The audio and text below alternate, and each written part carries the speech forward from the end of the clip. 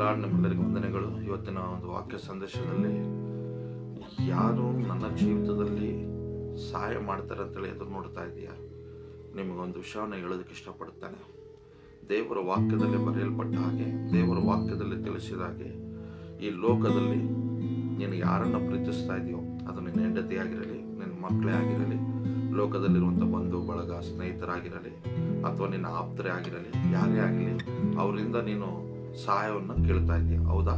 ಸಹಾಯ ಬೇಕು ಎಂಬುದಾಗಿ ನಿನ್ನ ಆಪತ್ಕಾಲದಲ್ಲಿ, ನಿನ್ನ ಕಷ್ಟದಲ್ಲಿ, ನಿನ್ನ ದುಃಖದಲ್ಲಿ, ಅಥವಾ ನಿನ್ನ ಆಸ್ಪತ್ರೆಯಲ್ಲಿದ್ದಾಗ, ಅಥವಾ ಸಾಲದಲ್ಲಿದ್ದಾಗ ಅಂತೇಳಿ ನಿಜವಾಗ್ಲೂ ಹೇಳಬೇಕಾದ್ರೆ ಅವರೆಲ್ಲರೂ ನೀನು ಸುಖವಾಗಿದ್ದಾಗ ಎಲ್ಲರೂ ಇರ್ತಾರೆ. ನಮ್ಮವನು ಅಂತ ಎಲ್ಲರೂ ನಿಮ್ಮ ಜೊತೆಲಿ ಇರ್ತಾರೆ. ನಿನ್ನ ಪರಿಸ್ಥಿತಿ ಕತ್ತಲಮಯ ಆದಾಗ, ಕುಗ್ಗಿ ಹೋದಾಗ, ಶೋಧನೆಗೆ ಒಳಗಾದಾಗ, ಸಮಸ್ಯೆಗಳಿಗೆ ಒಳಗಾದಾಗ, ನಿನ್ನ ಹೆಂಡತಿಯಿಂದ ಹಿಡಿದು, ನಿನ್ನ ಮಕ್ಕಳಿಂದ ಹಿಡಿದು, ನಿನ್ನ ಬಂಧು ಬಳಗ, ಅಣ್ಣ ತಂಗಿ ತಮ್ಮ ಎಲ್ಲರಿಂದ ಹಿಡಿದು ಎಲ್ಲರೂ ದೂರವಾಗ್ತಾರೆ. ಇದು ನೀನು ತಿಳ್ಕೊಳ್ಬೇಕು.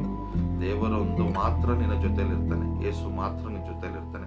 ಅದನ್ನು ಕೂಡ ನಿನಗೆ ಉದಾಹರಣೆಗೆ ಹೇಳ್ತೇನೆ, ಕೇಳ್ರಿ. ನೀನು ಸತ್ತಾಗ ಹೆಗಲು ಕೊಡೋದಕ್ಕೆ 4 ಜನ ಬರ್ತಾರೆ. ಎಲ್ಲಿಂದೋ ಯಾವ ಊರುಗಳಿಂದಲೂ ಎಲ್ಲರೂ ಓಡಿ ಬರ್ತಾರೆ. ನೀನು ಕಷ್ಟದಲ್ಲಿದ್ದೇನೆ ಅಂತೇಳಿ ಫೋನ್ ಮಾಡಿದಾಗ, ದುಃಖದಲ್ಲಿದ್ದೇನೆ ಅಂತೇಳಿ ಹೇಳುವಾಗ, ಕಷ್ಟ, ಸಮಸ್ಯೆ, ಸಾಲ, ವೇದನೆ ಪೂರ ಮುಳುಗಿ ಹೋಗಿದ್ದಾನೆ ಅಂತೇಳಿ ಹೇಳುವಾಗ ಯಾರು ಕೂಡ ನಿನ್ನ ಹತ್ರ ಬರಲ್ಲ. ಮಗನೇ, ಅರ್ಥ ಆಗ್ತದೆ? ನೀನು ಸತ್ತೋಗಿದೆ ಅಂದಾಗ ನಿನಗೆ ಹೆಗಲು ಕೊಡೋದಕ್ಕೆ, ಋಣ ತೀರಿಸೋದಕ್ಕೆ ಎಲ್ಲರೂ ಓಡಿ ಬರ್ತಾರೆ. ಹೌದಲ್ವಾ? ಆದರೆ ನಿಜವಾಗ್ಲೂ ನಿನ್ನ ಕಷ್ಟದ ಸ್ಥಿತಿಗಳಲ್ಲಿ ಬರುವಂಥವ್ನು ಯಾರು ಗೊತ್ತಾ? ಕೀರ್ತನೆ 9ನೇ ಅಧ್ಯಾಯ 9ನೇ ವಚನದಲ್ಲಿ ಹೇಳಿದ ಹಾಗೆ, ದೇವರು ಆಶ್ರಯ ದುರ್ಗನು, ಆತನು ಈಗ ಆಪತ್ಕಾಲದಲ್ಲಿಯೂ ಕುಗ್ಗಿದ ಸ್ಥಿತಿಯಲ್ಲಿ ಆತನ ಕಾಪಾಡೋದಕ್ಕಾಗಿ ಬರ್ತಾನೆ. ಎರಡನೇದಾಗಿ ಇದೇ ಕೀರ್ತನೆ 94ನೇ ಅಧ್ಯಾಯ 18ನೇ ವಚನದಲ್ಲಿ ಹೇಳಿದ ಪ್ರಕಾರ, ಯೆಹೋವನೇ ನನ್ನ ಕಾಲು ಜಾರಿ ತಂದಾಗಲೇ ನಿನ್ನ ಕೃಪೆಯು ನನಗೆ ಆಧಾರವಾಯಿತು ಅಂತೇಳಿ ಹೇಳ್ತದೆ. ನಾವು ಬಿದ್ದು ಹೋದ ಕ್ಷಣಾರ್ಥದಲ್ಲಿಯೇ ಆತನ ಕೃಪೆ ನಮ್ಮನ್ನು ಮತ್ತೆ ಮೇಲಕ್ಕೆತ್ತಿ ನಿಲ್ಲಿಸ್ತದೆ. ಅದೇ ಯೇಸುವಿನ ಕೃಪೆ ಆಗಿದೆ. ಯೇಸು ಆಗಿದ್ದಾನೆ, ಇದನ್ನು ನೀವು ಮರಿಬೇಡ್ರಿ. ಆತನು ಒಳ್ಳೆಯವನಾಗಿದ್ದಾನೆ. ದೇವರು ಮಾತ್ರ ನಮ್ಮನ್ನು ಪ್ರೀತಿಸಿ ಕಾಪಾಡುವ ಆತನಾಗಿದ್ದಾನೆ.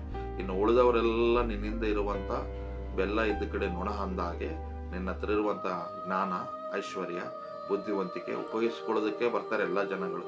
ನಿನ್ನ ದಡ್ಡ, ನಿನ್ನ ಹತ್ರ ಏನೂ ಇಲ್ಲ ಅಂತ ಗೊತ್ತಾದಾಗ ಈ ಲೋಕ ನಿನ್ನನ್ನು ದೂರ ಇಡ್ತಾರೆ.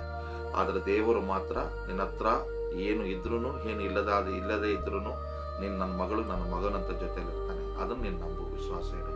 God bless you. ದೇವರು ನಿಮ್ಮನ್ನು ಆಶೀರ್ವಾದ ಮಾಡಲಿ. ಆಮೇಲೆ